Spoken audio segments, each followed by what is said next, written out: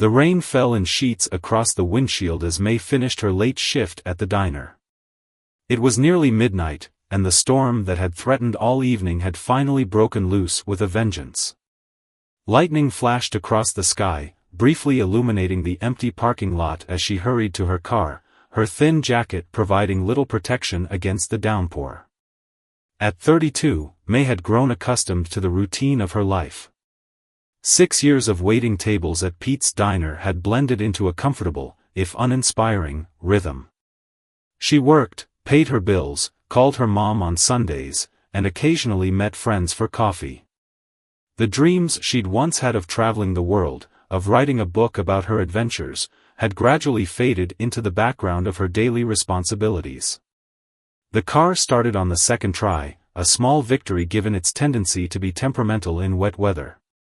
May pulled out of the parking lot, her wipers working overtime against the deluge.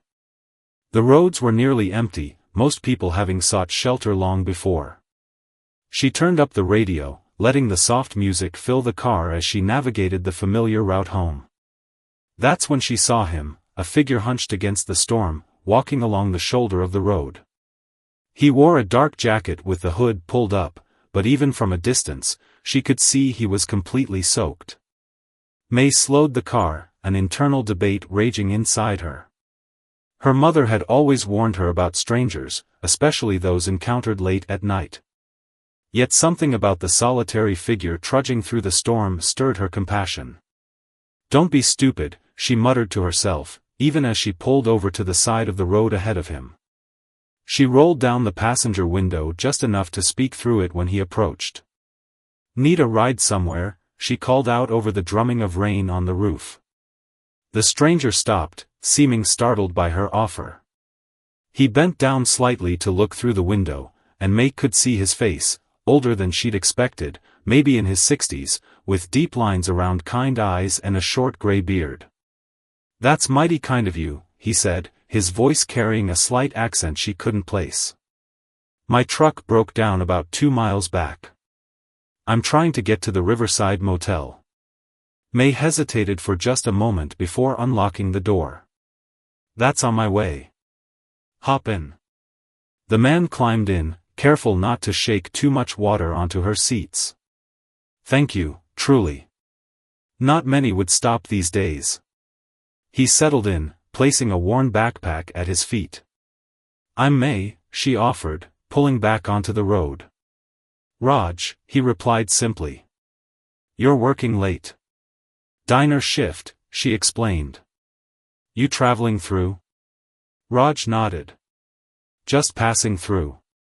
Been on the road a while now." Something in his tone made May curious. "Where from?" "Recently." "Charleston." "Originally?" "A small village in northern India that you've never heard of." There was no bitterness in his voice, just a matter-of-fact quality that made May feel at ease despite the unusual situation. "What brings you to our little town?" she asked, genuinely interested. Their town wasn't exactly a tourist destination. Raj was quiet for a moment, looking out at the rain. "I follow where life leads me," he finally said. "I've been doing that for nearly 20 years now." "Sounds free," May replied, thinking of her own routine-bound existence.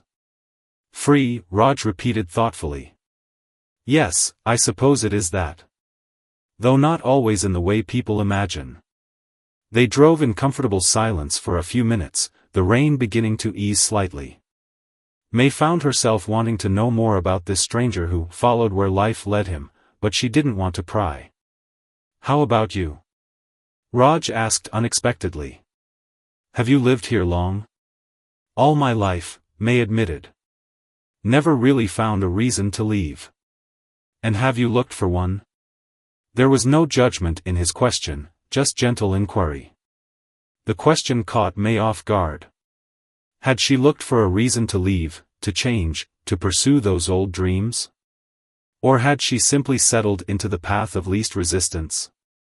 "I suppose I haven't," she admitted, surprising herself with her honesty to a stranger. Raj nodded, as if her answer confirmed something he already knew. The most meaningful journeys often begin when we least expect them to. They turned onto the road where the Riverside Motel sat, its neon sign flickering in the night. May pulled under the covered entrance. "Thank you for the ride, May," Raj said, gathering his backpack. "Your kindness means more than you know." "It's nothing," she insisted. "I couldn't just leave you in that downpour." "Many would have," he said. "Small acts of compassion are never nothing." With that, he stepped out into the night, giving her a small wave before heading toward the motel office. May waited until he was inside before pulling away, feeling oddly affected by the brief encounter. The next morning dawned clear and bright, as if the previous night's storm had washed the world clean. May prepared for her day off with plans no more ambitious than catching up on laundry and maybe watching a movie. As she went to start her car to run errands, she noticed something on her passenger seat, a small, folded piece of paper that hadn't been there before. She picked it up, unfolding it carefully. Inside was a note written in an elegant, flowing script. "Dear May, thank you for your kindness last night. In my years of traveling, I've learned that the universe has a way of returning what we give. You paused your journey to help me on mine. Perhaps it's time to consider what journey awaits you beyond the familiar roads. The rain eventually stops, and new paths appear. With gratitude, Raj." May read the note 3 times, a strange feeling spreading through her chest. How had this stranger, in just a short car ride, seen something in her that she had almost forgotten was there? And what did he mean about new paths? She looked up from the note, gazing at her small apartment building, at the town she'd never left, and for the first time in years, felt something stir inside her, a sense of possibility that had long been dormant. Little did she know that this simple note would be the first ripple in a series of events that would ultimately change the course of her life forever. May sat in her car, the note from Raj still in her hands. The morning sun filtered through her windshield, warming her face as she contemplated his words. The rain eventually stops, and new paths appear. Such a simple sentence, yet it echoed through her mind like a bell ringing in an empty hall. She placed the note carefully in her purse and drove to the Riverside Motel. She wasn't entirely sure why she was going there, to thank Raj for his kind words? To ask what he meant? Perhaps just to confirm that the strange encounter had actually happened. The motel office was quiet when she entered, a small fan oscillating in the corner. A young woman sat behind the counter, scrolling through her phone. "Excuse me," May said. "I'm looking for a guest who checked in last night." "An older man named Raj?" The woman looked up, seeming slightly confused. "Raj? I wasn't working last night, but let me check." She typed something into the computer. "No one by that name checked in yesterday." "Are you sure it was here?" "I dropped him off myself, right at this entrance," May insisted. After more checking and a call to the night manager, the woman shrugged. "Sorry, no one with that name registered last night. Maybe he used a different name? Or went somewhere else?" May left the motel feeling strangely unsettled. Had Raj given her a fake name? Had he even gone inside after she dropped him off? She drove to the diner, even though it was her day off. Pete's was a hub of local information. If a stranger had been around, someone might have seen him. The lunch rush was in full swing when she arrived. Her coworker Diane spotted her immediately. "Day off blues got you down?" Diane teased, balancing 3 plates along her arm. "Actually, I was wondering if you've seen an older man around town. Gray beard, maybe in his 60s, has an accent. Calls himself Raj." Diane thought for a moment. "Doesn't ring a bell." "Hey, Lou," she called to the cook. "You seen an older guy with an accent around town? Gray beard?" Lou shook his head without looking up from the grill. May spent the next hour asking around the diner. No one had seen anyone matching Raj's description. It was as if he had appeared solely for her that rainy night, and then vanished. As she was leaving, Pete himself caught her arm. "Heard you're looking for someone. Everything okay?" "Yeah, just. I gave a ride to a stranger last night, and he left me this note." She showed Pete the folded paper. Pete read it, his bushy eyebrows rising slightly. "Sounds like one of those wise wanderer types. What's it got you so worked up?" May struggled to explain. "I don't know. Something about what he wrote, about paths and journeys, it just stuck with me. And now I can't find him anywhere." Pete handed the note back. "Maybe finding him isn't the point. Maybe the message is what matters." She drove home deep in thought. What if Pete was right? What if the message itself was what mattered, not the messenger? She spread the note out on her kitchen table and read it again.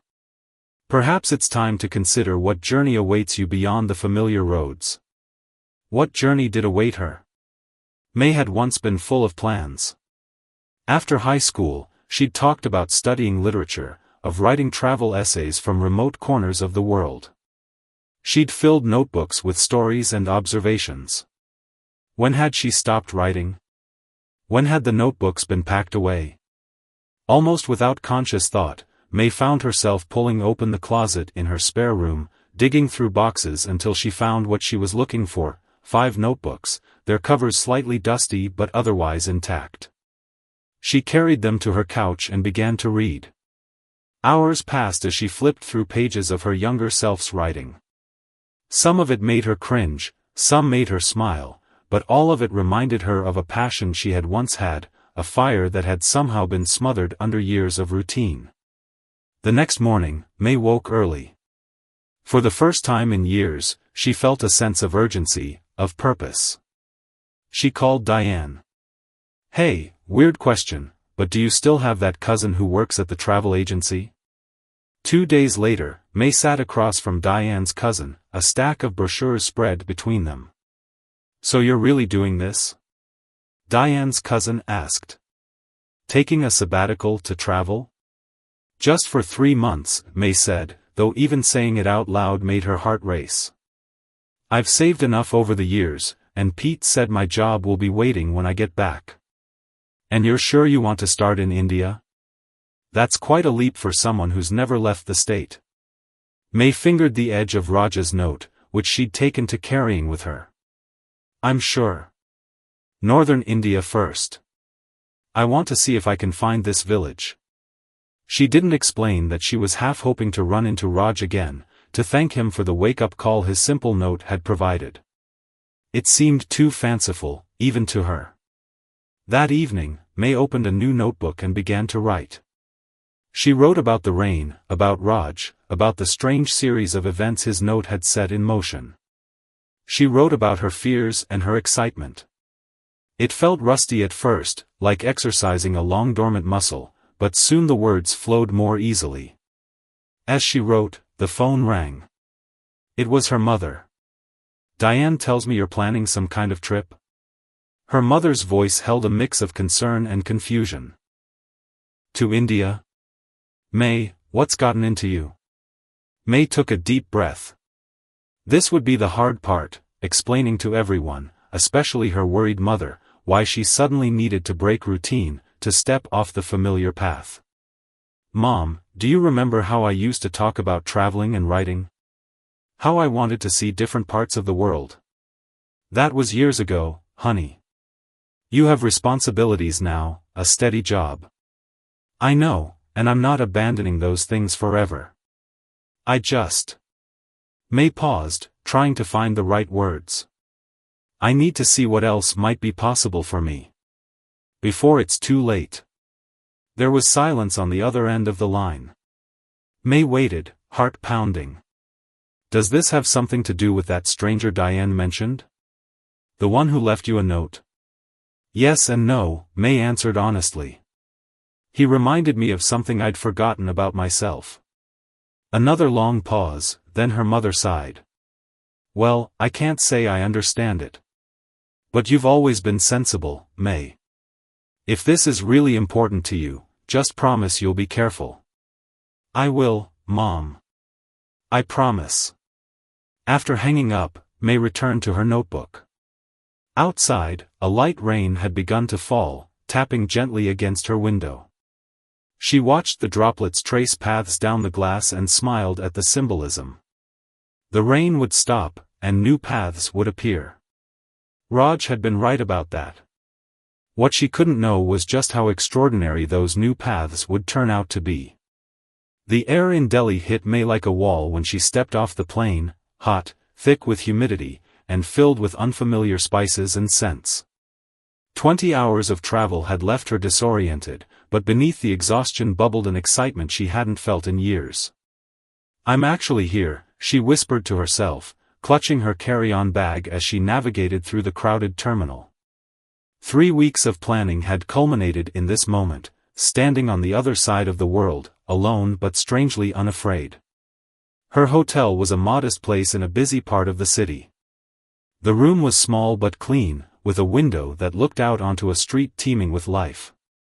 May dropped her bags and stood at the window, watching vendors sell their wares, motorbikes weaving through traffic, and families going about their day. She pulled out Raja's note, now slightly worn from frequent handling. Northern India was vast, with thousands of villages scattered across several states.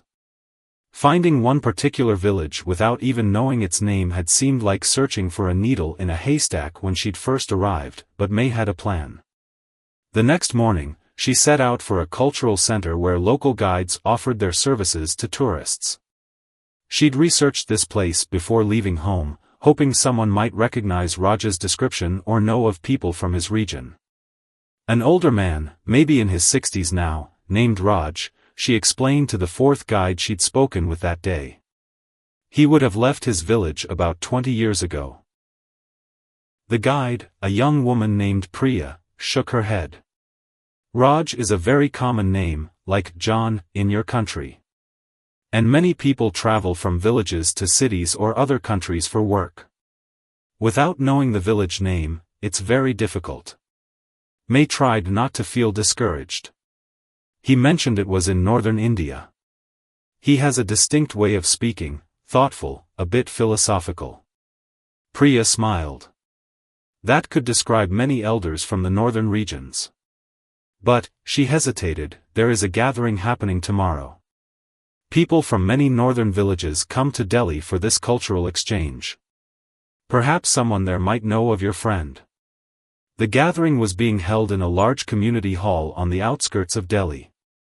May arrived early, notebook in hand. She'd begun writing again during her flight to India, documenting her thoughts and observations. Something about being in motion, about stepping away from her routine, had unlocked her creativity once more. The hall gradually filled with people. Some wore traditional clothing, others dressed in modern styles. Languages and dialects she couldn't identify flowed around her. May felt conspicuously foreign but was met with curious smiles rather than unwelcoming stares. Priya had introduced her to one of the event organizers, who had promised to help with her search. As the day progressed, May showed Raja's note, carefully folded to hide the personal message, to dozens of people, describing him and his mannerisms. By late afternoon, she was losing hope. No one recognized him or could point her to his village.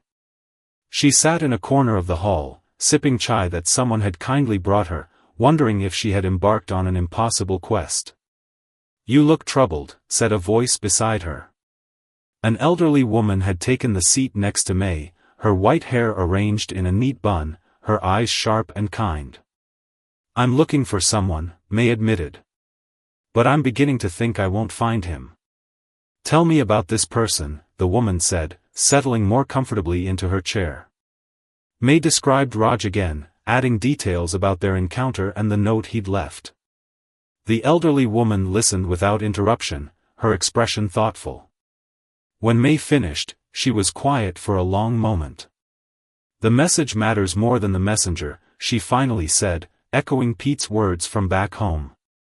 "This man gave you a gift by reminding you of your own forgotten dreams. Whether you find him or not, you have already found something precious." May stared at her. That sounds like something he would say. The woman smiled. Wisdom is not owned by any one person. Now, tell me, what will you do if you cannot find this Raj? It was a question May hadn't fully considered. She'd been so focused on finding Raj that she hadn't thought much beyond that goal. I don't know, she admitted. I took 3 months off to travel. I suppose I could still see northern India, write about my experiences like I always wanted to. The woman nodded approvingly. The universe rarely gives us straight paths. Sometimes the journey itself reveals its purpose along the way. Again, May was struck by how similar this woman's philosophy seemed to Raj's. Do you know many villages in the north? Could you recommend places I should visit? I know many, the woman confirmed. There is a region in Himachal Pradesh with villages nestled among mountains. The people there have a special way of seeing the world. Perhaps you would find it interesting for your writing. The woman drew a simple map on a napkin, marking several villages with small circles. Any of these would welcome a respectful visitor. This one, she pointed to a circle labeled with a name May couldn't pronounce, has a small guest house where travelers sometimes stay. May studied the map, a new plan forming in her mind. Thank you. This is incredibly helpful. May I ask what you write about? The woman inquired. I used to write about everyday moments that reveal something meaningful, May explained. I've only just started again after many years. Ah, the woman nodded. The best stories often come from simple moments and chance encounters. Like giving a ride to a stranger in the rain, yes? May looked up sharply, but the woman's expression remained serene, giving nothing away. Before May could ask what she meant, the woman stood. I must rejoin my family now. Travel safely, May. I hope you find what you're seeking. With a gentle pat on May's hand, she walked away, disappearing into the crowd. It wasn't until several minutes later that May realized she had never told the woman her name. The next morning, May boarded a bus heading north toward Himachal Pradesh. The elderly woman's words and the mysterious map had given her journey a new direction. As the city gave way to countryside and the landscape began to change, May opened her notebook and began to write. The bus climbed into the foothills of the Himalayas, each curve in the road revealing vistas more breathtaking than the last. May pressed her face to the window, drinking in the beauty of a world so different from her own. Finding Raj would be wonderful, she wrote, but maybe that's not the point anymore. Maybe I needed to get lost to find myself again. The village clung to the mountainside like it had grown there naturally, its stone houses and narrow pathways winding between ancient trees. After a 7-hour bus journey and a 2-hour walk guided by a local teenager, May had finally reached the first village on the elderly woman's map. Namaste, greeted an older man as May entered the village square. His weathered face crinkled into a smile. You are far from home, yes? Yes, May replied, adjusting her backpack. I was told there might be a guest house here. The man nodded, pointing to a 2-story building with a small sign hanging by the door. My cousin Vihan runs it. Not many visitors this time of year. The guest house was simple but charming, with handwoven rugs on the floors and windows that framed stunning mountain views. Vihan, the owner, was a quiet man who spoke careful English and seemed genuinely pleased to have a guest. 3 days? 4? He asked as he showed her to a room. I'm not sure yet, May admitted. I'm looking for someone, and also writing about my travels. A writer. Vihan's eyes lit up. My village has many stories. And who is this person you seek? May described Raj again, showing the now well-traveled note. Vihan studied it, then shook his head slowly. This writing style is familiar to our region, but I do not know this Raj. Perhaps he is from another village nearby. Over dinner that evening, a delicious meal of rice, lentils, and local vegetables, Vihan introduced May to his wife and teenage daughter. Their home was behind the guest house, a warm space filled with books and handmade crafts. Why did this man's note affect you so deeply? Vihan's daughter, Leela, asked with the directness of youth. May considered the question, realizing she'd never fully articulated it to herself. I think, he saw something in me that I'd forgotten was there. A spark, a desire for more than just existing day to day. And he took the time to acknowledge it, even though I was just a stranger giving him a ride. One small kindness leading to another, Vihan's wife nodded approvingly. This is how the world should work. The next morning, May woke early to watch the sunrise paint the mountains gold. She sat on the guesthouse's small balcony, writing in her notebook, trying to capture the majesty of the landscape and the peace she felt despite not finding Raj. She spent the day exploring the village, talking with locals who were willing to speak with her. Many shared stories of their lives, tales of survival through harsh winters, celebrations that united the community, traditions passed down through generations. May recorded everything, her writer's instinct awakening fully. No one recognized Raj specifically, but several elders nodded knowingly when she described his philosophical way of speaking. Many wise ones in these mountains, one elderly woman told her. They understand the rhythm of life differently here. Perhaps your Raj learned his wisdom in such a place. On her third day in the village, Vihan suggested she visit the local school. My friend teaches there, he explained. He has traveled much in his younger days. Perhaps he knows of your Raj. The school was a single-story building at the edge of the village. Children played in the yard, their laughter echoing against the mountains. Inside, May was introduced to Vihan's friend, a teacher named Dev. Unlike the other villagers, Dev immediately reacted when May mentioned Raj. You say he had a gray beard, kind eyes, and spoke of following where life leads? Dev leaned forward, suddenly interested. And this was in America? May's heart quickened. Yes. Do you know him? Dev's expression was hard to read.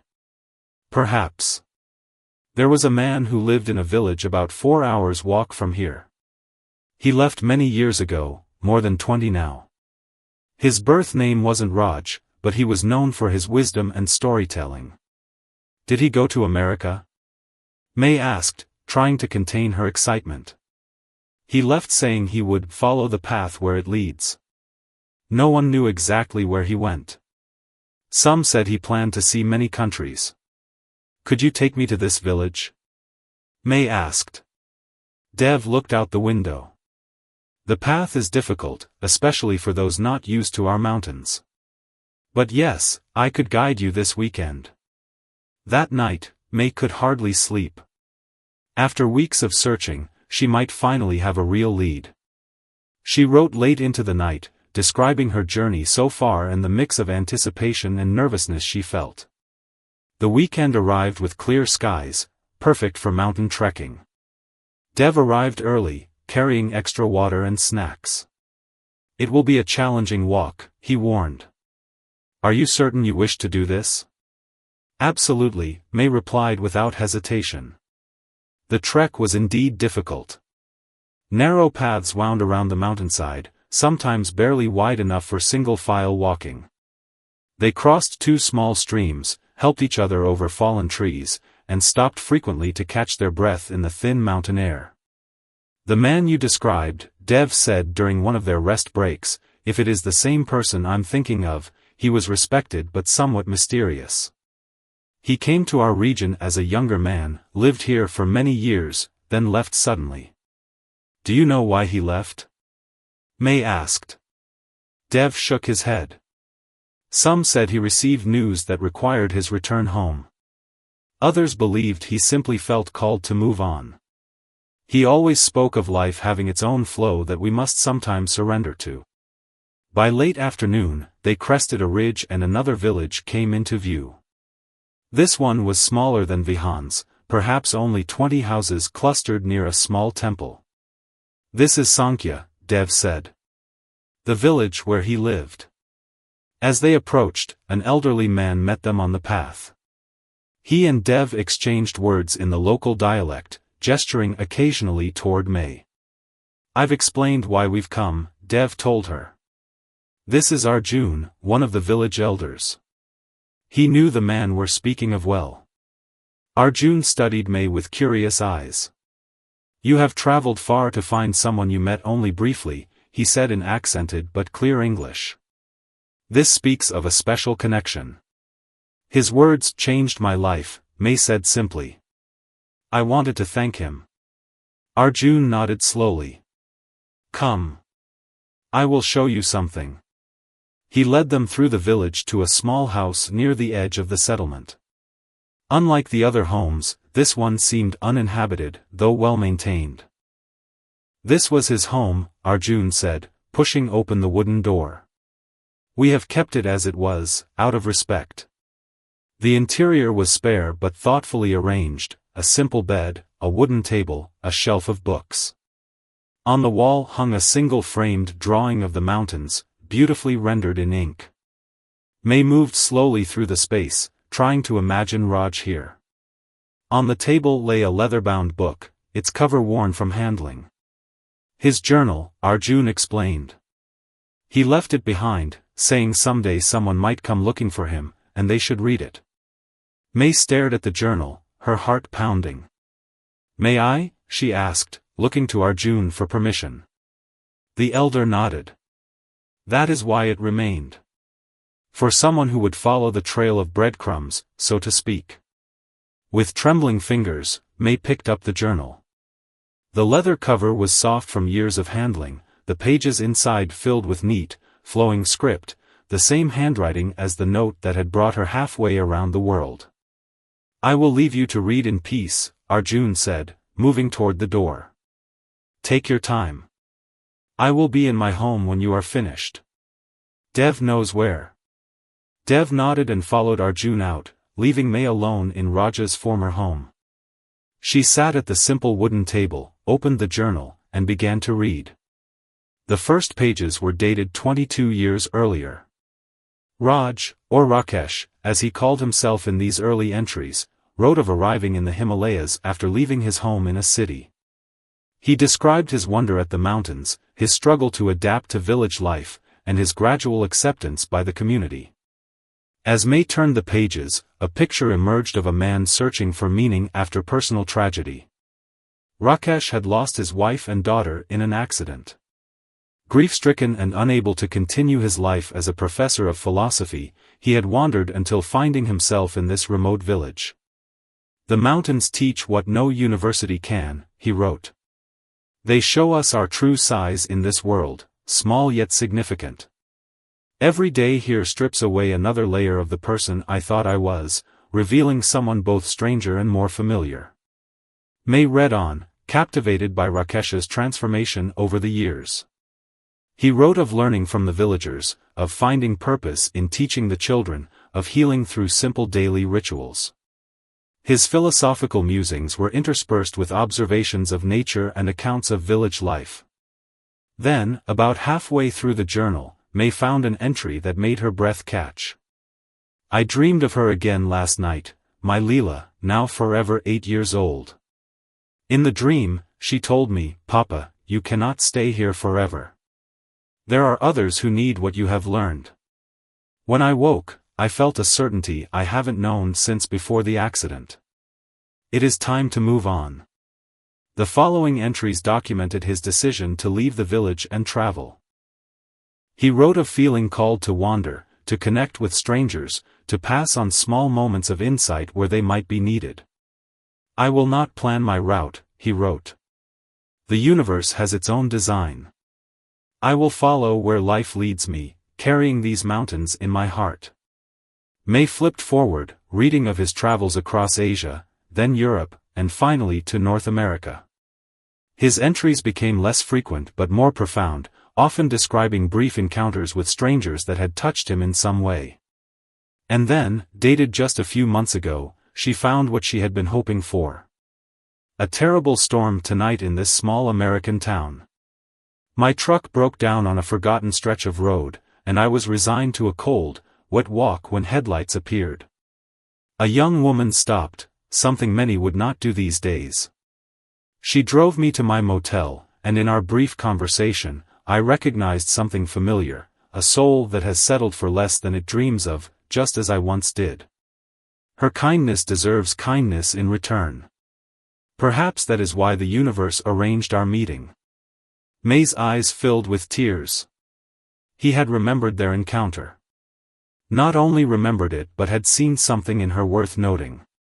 The final entry in the journal was dated the day after their meeting. I left a note for the young woman, May was her name.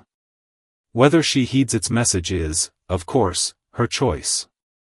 But I have planted the seed. Now I must continue on my way. This journal I will leave behind in Sankhya, where my journey truly began. Perhaps someday, someone will follow the breadcrumbs back to this village. Perhaps even May herself, though that seems unlikely across such distance. Still, the universe works in mysterious ways. I have learned not to underestimate its patterns. The entry ended with a postscript. To whoever finds this journal, whether villager, traveler, or perhaps even May herself, your journey has meaning.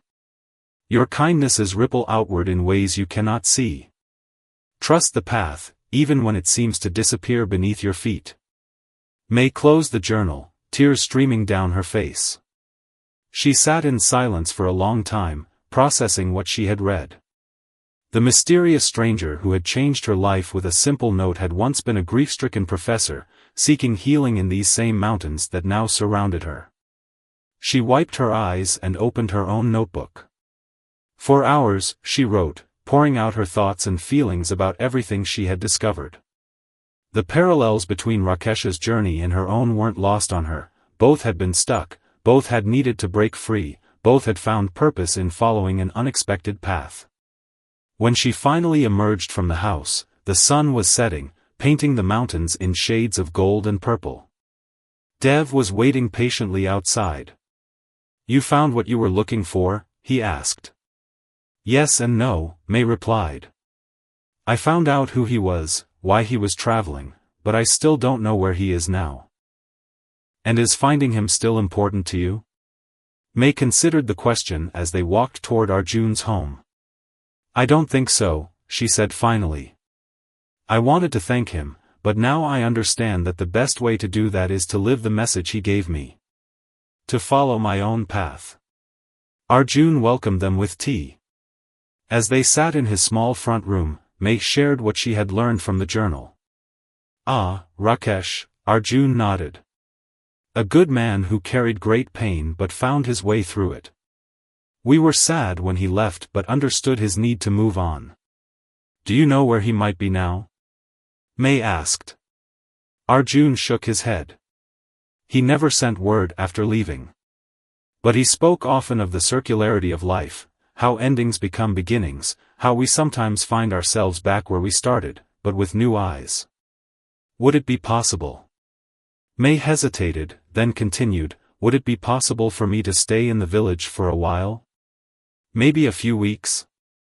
I'd like to write here, to experience the place that shaped him." Arjun's eyes crinkled with pleasure. "Our home is your home. I will speak with the others, but I am certain they will welcome you." That night, back at Vihan's guesthouse, May called her mother from the village's only satellite phone. "Mom? It's me. I found his village, the place where he lived for years." "Oh May, that's wonderful. Did you find him too?" "No," May said, watching the stars appear over the mountains. "But I found his story. And I think I've found something else too, a place where I can finish the book I've always wanted to write." There was a pause on the line. "You're staying longer, aren't you?" "Just a few more weeks. I've found something important here, Mom. Something I need to explore." After ending the call, May stood outside under the vast canopy of stars. The mountains were dark silhouettes against the night sky, ancient and unchanging. Yet somehow, she felt them witnessing her transformation, just as they had witnessed Rakesh's years ago. The circle was continuing, though she didn't yet understand its full pattern. 3 weeks stretched into 5 as May settled into life in Sankhya village. The small house that had once been Rakesh's became her temporary home, the villagers insisting she stay there rather than at the guest house in the neighboring village. "It feels right," Arjun had said. One writer following another. "Perhaps the house itself needs your stories." Her days fell into a gentle rhythm. Mornings were spent writing at the wooden table, the same one where Rakesh had penned his journal entries years before. The afternoon light poured through the small window, illuminating her pages as her book took shape, part travel memoir, part reflection on the unexpected turns that redirect our lives. When she needed a break from writing, May helped in the community garden or taught English to the village children. Evenings were often spent in others' homes, sharing meals and stories. Despite the language barrier with some of the older residents, May felt a connection to these people who had once welcomed Rakesh in his time of need.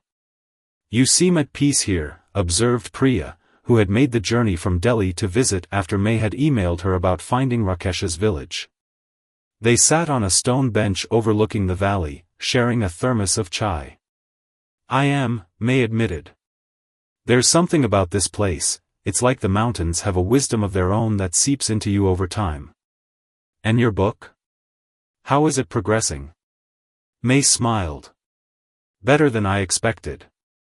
I've nearly finished a first draft. It's strange, I struggled with writing for years back home, but here, the words just flow." "Perhaps because you're living the story as you write it," Priya suggested. That evening, May received an unexpected call at the village's communal satellite phone. It was Pete from the diner. "Just checking in on my wandering waitress," he said, his voice crackling over the poor connection. "You planning to come back before your 3 months are up, or should I start interviewing replacements?" May hadn't thought that far ahead. Her return flight was booked for 2 weeks from now, but the idea of leaving filled her with a strange reluctance. "I'll be back," she assured him. "I just need to finish something here first." "Well, don't forget where home is," Pete said, but his tone was kind. "Though I gotta say, you sound different." "Good different." After hanging up, May walked back to Rakesh's, her house, Pete's words echoing in her mind. Where was home now? The small apartment she'd lived in for years suddenly seemed like a distant memory, a place that belonged to a different version of herself. The following morning, a commotion in the village square drew May from her writing. A group of travelers had arrived, a rare occurrence in such a remote place.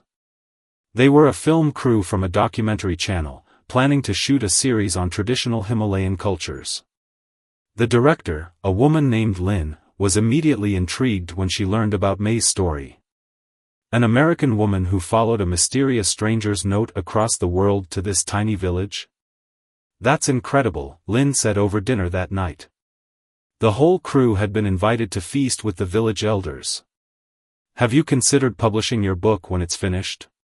May shook her head. "I've just been focused on writing it. Publishing seems, I don't know, like something that happens to other people. Would you consider letting us interview you for our documentary? Your story connects beautifully with our theme of how these mountain communities touch the lives of outsiders." The idea made May uncomfortable. "I'm not sure. My story isn't finished yet." "Stories are never truly finished," said Arjun, who had been listening to their conversation. "They continue beyond the last page, beyond what we can see." Later that night, unable to sleep, May took Rakesh's journal from its place on the shelf and opened it again. She had read it several times now, finding new insights with each reading. Tonight, she focused on his entries about leaving the village, about his certainty that his path led outward after years of healing in the mountains. "The most difficult truth," he had written, "is knowing when a chapter has served its purpose. The mountains have given me what I needed. Now I must carry their lessons elsewhere." May looked around the small, peaceful room that had sheltered her for the past weeks. Had this chapter served its purpose too? The book was nearly finished, her 3-month sabbatical nearly over. Yet something still felt incomplete. The next day, she sought out Lynn. "I've been thinking about your interview request," May said. "I'd like to do it, but with one condition. I want to try to find Raj, one more time. If your crew has connections in Delhi, maybe they could help spread the word more widely than I could alone." Lynn was enthusiastic. "We have contacts at several major news outlets. We could run a human interest story alongside filming your interview here. Do you have a photo of him?" "No," May admitted. "Just a description and his journal." "It's a long shot," Lynn warned, "but sometimes long shots pay off. We'll do what we can." The village buzzed with activity over the next few days as the crew filmed daily life and interviewed elders about their traditions. May's story became woven into their documentary, her search for Rakesh framed as a contemporary example of the village's far-reaching influence. A week before May's scheduled departure, the satellite phone rang. Lynn had been in contact with her team in Delhi. "They've been running your story on local news channels," Lynn told May, her voice excited. "And they've received a response from a man in Rishikesh who thinks he might know Rakesh. He's been working at an ashram there, teaching philosophy to visitors." May's heart raced. "How certain is he? The description matches, and the timeframe fits. The man at the ashram arrived about 7 months ago. Says very little about his past, but has a way of speaking that affects people deeply. Rishikesh is what, a day's journey from here?" Lynn nodded. "Roughly that. My crew needs to head that direction anyway for our next filming location. You could come with us." That night, May sat at her table, staring at the nearly finished manuscript of her book. The ending had eluded her for days. Should she conclude with finding peace in Rakesh's village, or should the search continue? Now life had offered a possible resolution she hadn't anticipated. But something Arjun had said earlier that week stuck with her: sometimes finding is not as important as seeking. May opened her notebook and began to write, not for her book but for herself, trying to untangle her thoughts. Was she ready to leave the village? Was finding Rakesh still important, or had his role in her story already been fulfilled? And if she did find him, what would she say? Dawn was breaking when she finally set down her pen. Outside her window, the mountains were emerging from darkness, their peaks catching the first golden light of morning. May had made her decision. Rishikesh hummed with energy, a stark contrast to the quiet mountain village May had grown accustomed to. Situated where the Ganges River flowed from the Himalayas into the plains, the city was a tapestry of colors, sounds, and spiritual seekers. Temples and ashrams lined the riverbanks, while narrow streets teemed with locals, tourists, and orange-robed sadhus. May stood on a footbridge spanning the river, watching the sacred waters flow beneath her. Lynn and her documentary crew had dropped her off before continuing to their next filming location, promising to reconnect before May's flight home in 5 days. "The ashram is just beyond that market," Lynn had told her, pointing to a bustling area near the river's edge. "They call it Shanti Kunj, peaceful corner. The man you're looking for teaches the morning philosophy sessions." Now, as afternoon faded toward evening, May found herself hesitating. After months of searching, after following a trail across the world, she was possibly just a few hundred meters from finding Rakesh. Yet she remained rooted to the bridge, watching the river instead of walking toward the ashram. A young sadhu noticed her stillness amidst the bridge's pedestrian traffic. "You seem troubled," he said in accented English. "The Ganga has answers if you know how to listen." May smiled. "I'm not troubled, exactly. Just uncertain. I've been searching for someone for a long time, and now that I might actually find him, I'm not sure if I should." The sadhu nodded as if this made perfect sense. Sometimes the searching itself is the teacher, yes? And finding can end the lesson before it's complete. May stared at him, struck by how his words echoed her own thoughts from the previous night. "Exactly. I've changed so much because of this search. I've rediscovered my passion for writing, found courage I didn't know I had, connected with people and places I never would have otherwise. And you fear finding this person will somehow diminish these gifts? Or complete a circle that I'm not ready to close, May admitted. The sadhu gestured to the river below. The Ganga never stops flowing, yet it remains the Ganga. Some endings are just bends in the river. May thanked him and continued across the bridge, his words settling into her thoughts. She found a small guest house near the market and took a simple room for the night. Tomorrow morning would be soon enough to visit the ashram. She spent the evening walking along the riverbank, watching as lamps were lit for the evening arti ceremony. The sounds of bells and chanted prayers filled the air as darkness fell.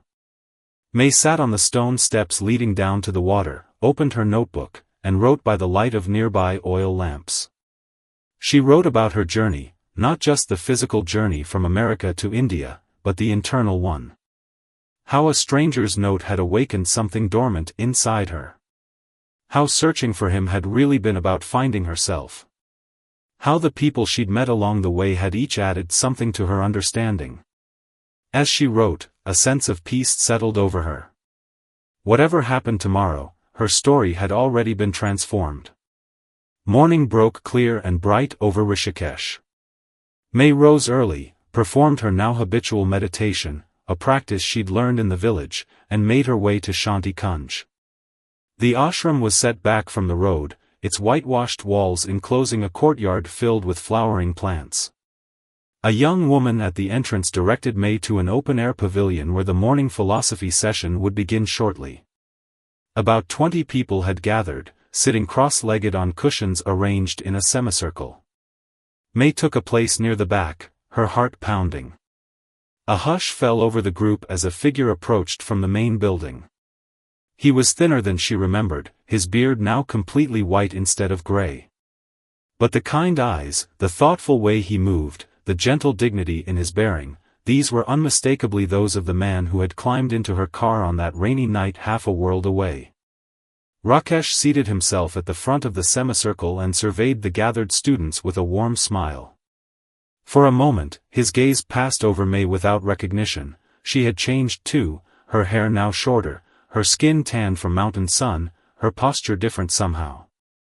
Then his eyes returned to her, widening slightly in recognition. A look of surprise, followed by what seemed like quiet joy, crossed his features. But he made no announcement, no dramatic acknowledgement. He simply gave her a small nod, as if her presence was both unexpected and somehow perfectly natural. Today, he began, his voice exactly as she remembered, we'll explore the concept of synchronicity, those meaningful coincidences that seem to guide our paths if we're attentive enough to notice them. The session lasted an hour, during which Rakesh never directly addressed May or singled her out. He spoke about life's hidden patterns, about openness to unexpected turns in the road, about the wisdom that comes from embracing uncertainty. The students listened attentively, occasionally asking questions that Rakesh answered with the same thoughtful consideration he had shown during their brief conversation in her car. When the session ended, the students dispersed gradually. May remained seated, watching as Rakesh spoke individually with a few people who approached him. Finally, they were alone in the pavilion. He walked over and sat beside her, both of them looking out at the ashram garden. "You found your way to Sankhya," he said. Not a question, but a statement filled with quiet wonder. "I found your journal," May replied. "I read your story." Rakesh nodded. "And now you've written your own." "Almost. I'm still working on the ending." A smile crinkled the corners of his eyes. Endings are overrated. Life continues its flow beyond the last page. They sat in comfortable silence for a moment. "Thank you," May finally said. "For the note. For seeing something in me that I'd stopped seeing in myself." "I only reflected what was already there," Rakesh replied. "You did the difficult part, you followed where it led." "Will you tell me something?" May asked. That night, Was it really just chance that your truck broke down and I happened to drive by? Rakesh smiled. Does it matter? Some would call it coincidence, others destiny. I prefer to think of it as two paths crossing at exactly the right moment. They talked for hours, sharing stories of their journeys since that rainy night. Rakesh had indeed traveled extensively after leaving America, eventually feeling drawn back to India, though not to his former village. He had found purpose in teaching at the ashram, passing on the wisdom the mountains had given him. On May's last day in Rishikesh, before heading to Delhi for her flight home, she gave Rakesh a copy of her manuscript. "It's not quite finished," she said. "But I'd like you to have it." "I'll treasure it," he promised. "Will you return to your diner job when you go back?" May shook her head. "No. Pete understands. I've applied for a position teaching creative writing at the community college. And I'm sending my manuscript to publishers when I get home." "So the path continues to unfold," Rakesh nodded approvingly. "The rain stopped, and new paths appeared," May said, quoting his note. As they said goodbye, neither spoke of meeting again. Both understood that their paths had converged for a purpose, and now might naturally diverge again. Yet something connected them that transcended physical distance. 6 months later, May received a package from India. Inside was a hand-carved wooden box containing a single white feather and a note in familiar handwriting. "Some connections remain across any distance. May your words continue to take flight. R." May placed the feather between the pages of Rakesh's journal, which now sat on her desk in her new apartment, not far from the community college where she taught. Beside it lay a copy of her newly published book, the note, "How a Stranger in the Rain Changed My Life." The rain had indeed stopped. And the path continued to unfold before her, one step at a time.